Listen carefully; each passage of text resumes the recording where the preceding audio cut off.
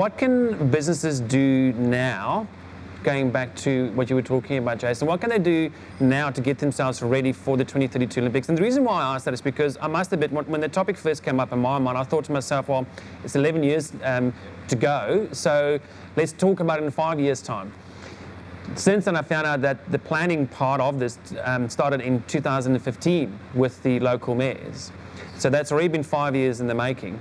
We've got another 12 to go. What can companies do, let's say within, and I'm thinking small business owners in particular, what can they do, let's say within the next 2 to 3 years, if we are granted the games, to actually capitalise on that? So if we officially get the 2032 Olympic Games, small businesses, the mum and dad businesses out there right now, should be doing everything they can to educate themselves on what the processes are. And like I mentioned earlier, it's not just that 14-day window of the actual Olympics in 2032, and don't think 11 years down the track, because that Olympic Games prosperity actually starts now. And we've got delegates coming to Australia now to check it out and make sure that this is the right place to host the Olympics. So, you know, there's a process, and like I said, all the other teams that are going to be coming to the region, and those small mum and dad businesses, it's an interesting thing. And I want to give you a great example of what I've experienced on a smaller scale on the Sunshine Coast. Now, we generated somewhere around about $60 million of economic benefit in events in 2012, 2013, and then we created the Sunshine Coast Events Board, and we've elevated that to just over $105 million of economic benefit to our region. And we did that in 2016. It's come down a little bit since that's because of COVID.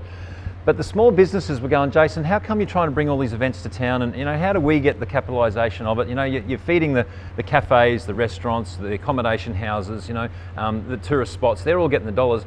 I'm a small business out in the back of Kunda Park, which is an industrial estate. I'm a sheet metal business. How am I making money? And I've had a family actually contact me and say, how come you're doing all this and we're not getting any benefit? Well, the interesting thing was that I had that exact same family contact me and say that after the Mooloolaba Triathlon 2 or 3 years ago now, pre-COVID, the place was packed, the cafe went gangbusters, had a spare $10,000 or $12,000 in the kitty and went straight out to that same sheet metal workshop and bought $10,000 worth of stainless steel bench tops. So the direct impact, that's how the economy works. So the direct impact doesn't fall just into those people's pockets that are accommodation houses or cafes or restaurants. It actually spreads out in that community. And that's what I talk about, this enormous pot of gold that's coming to Australia. You know, got all those billions of dollars that are going to come here over the next 10 or 11 years.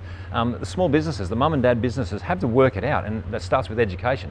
Work out how they're going to make the money and what their opportunities are. Yeah, fantastic.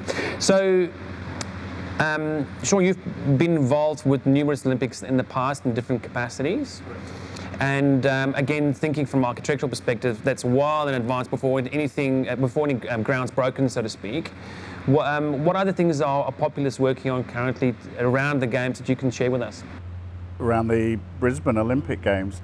Well, we've been involved since 2015 with the Council of Mayors, looking at some high-level planning for the sporting venues. That's where our expertise lies, and what the implications of those are. I mean, we try not to build new venues for these games. We can take an existing facility and adapt it through overlay to host the game. So our philosophy, and that ties in with the IOCs, is we don't want white elephants. Okay, so with the South East Queensland bid, we have 80% of the venues already in place. So we've been looking at how we can use those existing venues, because Olympic requirements are a one-off, okay? They're unique to that event. So you can make, by use of temporary accommodation and facilities, that event work for the Olympics, but you'd never use some of that accommodation ever again. So that takes quite a bit of careful planning to make sure that it's appropriate for the event. Yeah.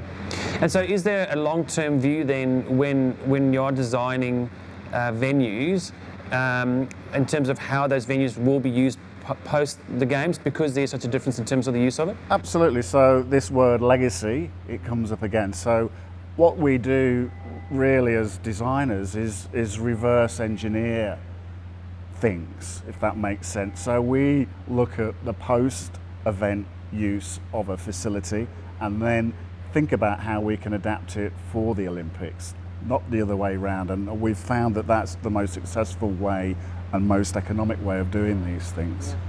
And I guess the benefit as well is that because it is existing venues with existing, let's say, maintenance contracts in place, supporting local businesses in the area, and existing crowds that go to the use of facilities already, you would think that with the Olympics it'll attract more crowds to the venue who've seen it for the first time potentially, who would then go back post-games to other sporting events hosted in the same venues. Yeah, it's not all about sport. There are cultural and commercial programs that will be associated with the Games, and that was a very successful component of the Commonwealth Games in 2018, I felt. There'll also be live sites. Not everyone is into sport, so there'll be part of that cultural program, art, music, theatre. So there is something for everybody, even if you're not a sports fan. That is the idea behind the Games. It's not just about appealing to the sports fan. Obviously, there's opportunity to attract new people to sports, and part of the Olympic program will be development of that grassroots infrastructure. Because if you don't have the kids taking up the sport is dead in years to come. So that's a really important aspect of the Olympics. Pretty good point. Jason, I think your daughter is 13 years old. Can I talk about that? Yeah, of course you can. Yeah. So can you tell us a bit about her? I know she's into swimming. Yes. Talking about legacy again and future use. She's probably a great example of that, isn't she? Well, there's 2 points to the spectrum there. There's the lead up to the Games, which we were talking about, and the infrastructure that's going into place. But I'd just like to add the post-Olympics is really critical too. And one of the greatest legacies that could be left in our southeast corner is the transport network, the ability to move people. The corridors between the Gold Coast to Brisbane and the Brisbane to the Sunshine Coast, that's a legacy that every single human in the southeast corner can use. So it doesn't matter whether you're into sport or not, you need to be able to move around this place, and I think that's one of the things that could really come into play for one of the post-Olympic legacies. And the future is amazing for our young children. My daughter, 13, swims like a fish and is excited that the Olympics could be there when she's in her early 20s. What's her nickname? What was yours again? Swell, was it?